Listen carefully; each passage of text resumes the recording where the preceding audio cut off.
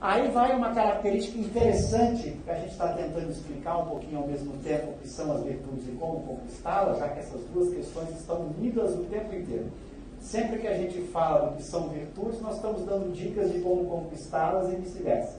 Isso é uma característica do estudo das virtudes. Você vai falando delas ao mesmo tempo que vai tentando explicar como se deve conquistar. Há ainda uma característica curiosa nas virtudes, que é a ligação entre as virtudes, o que a gente chama de construção em rede.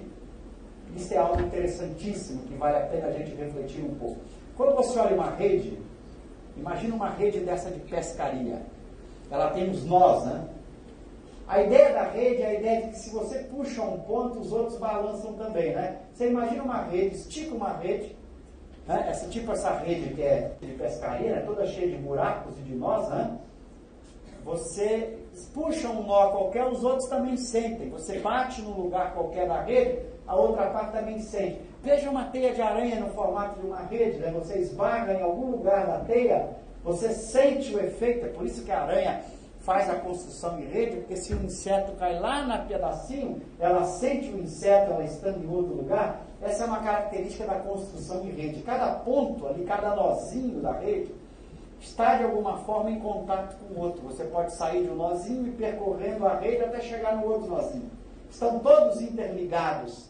Alguns mais próximos. É claro, se você puxa um nó aqui da rede, os nós mais próximos sentem mais do que os nós que estão mais adiante. Quanto mais próximo o nó, mais ele sente o efeito sobre aquele nó. Está claro? Essa é a ideia da rede. Está tudo interligado entre si. Há uma interligação entre todos os pontos. Embora os mais próximos uns dos outros tenham um vínculo maior. Assim se dá com a virtude. As virtudes estão todas ligadas entre si.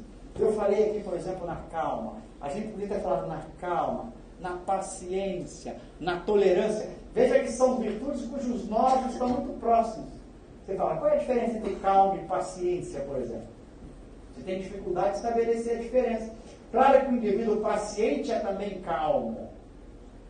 Dá para imaginar um indivíduo que seja paciente e não seja calmo? Mas vai ter características da paciência. A paciência está muito ligada com a conduta, com a capacidade de responder a uma provocação. Então isso é mais forte no indivíduo paciente do que no indivíduo calmo. Calmo está mais associado com um certo sentimento de serenidade. Na paciência, além desse sentimento de serenidade, há uma capacidade de agir de forma equilibrada que o paciente tem. Alguém agride uma pessoa paciente e essa pessoa tem capacidade de dar uma resposta adequada, não violenta. Fala, como o fulano é paciente, como aguenta aquilo. Então, veja que paciência e calma são dois nós de uma rede muito próximos. Um é quase igual ao outro. Então, sempre um está ligado ao outro de forma muito próxima. E a tolerância, mesma coisa. Então, você vai encontrando alguns que estão mais distantes. Você pega, por exemplo, a benevolência, já está um pouquinho mais distante. A beneficência, a alegria, ou seja, as virtudes todas se tocam, mas algumas estão mais próximas do que as outras. Isso significa o seguinte, quando você conquista uma delas, as outras são mais facilmente conquistadas. Quando você conquista uma virtude, na verdade, você já conquistou certas características que também pertencem a outras virtudes. Então, na medida em que o indivíduo avança na conquista de uma virtude, ele não para mais. Por isso a importância de você escolher uma delas para conquistar. E aí você vai descobrindo muitas outras, vão vindo juntos. A gente brinca como se você puxasse um tapete com vários objetos que estão sobre o tapete. Você puxa, vem todo mundo junto. Não vem só aquele objeto, vem tudo que está em cima. Então vale a pena escolher uma virtude e atacá-la. É por isso também que às vezes você destaca no indivíduo uma certa virtude e você encontra outras. Fala, nossa, aquele indivíduo não tem só aquela virtude, você vai descobrindo que ele tem outras. Porque as virtudes, elas têm essa construção em rede, que faz com que cada uma delas interaja sobre a outra, cada uma esteja em contato com a outra, cada uma tem características que a outra tem também. Por isso é difícil defini-las separadamente. Em geral, você vai falando de uma virtude, acaba falando de outra, acaba falando de outra, acaba falando de outra, porque elas estão conceitualmente ligadas e na prática estão totalmente ligadas também.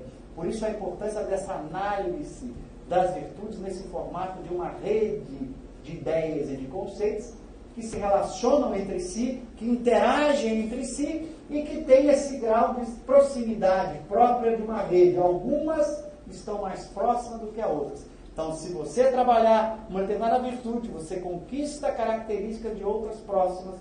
Trabalhando nessas outras, você vai conquistando características de outras e daqui a pouco você deu conta de toda a rede de virtudes, que é o que vai caracterizar o indivíduo que atinge a perfeição moral. O indivíduo que atinge a perfeição moral, na escala espírita, o espírito bom, o espírito perfeito, esse espírito ele conquistou toda a rede de virtudes. Você não consegue encontrar um espírito perfeito que seja calmo, paciente e que não tenha todas as outras virtudes. Ele conquistou a rede inteira, ele domina todas as virtudes. Isso vai sendo conquistado ao longo das suas diversas vidas. Você começa escolhendo alguma. Escolhe alguma. Em geral, escolha aquela que você sente no momento com mais condições de vencer ou de conquistar. Em geral, a gente deve fazer isso por oposição aos nossos vícios. E aqui nós entramos num tema que está estreitamente ligado. Falar de virtude é, num certo sentido, falar do seu oposto, dos vícios.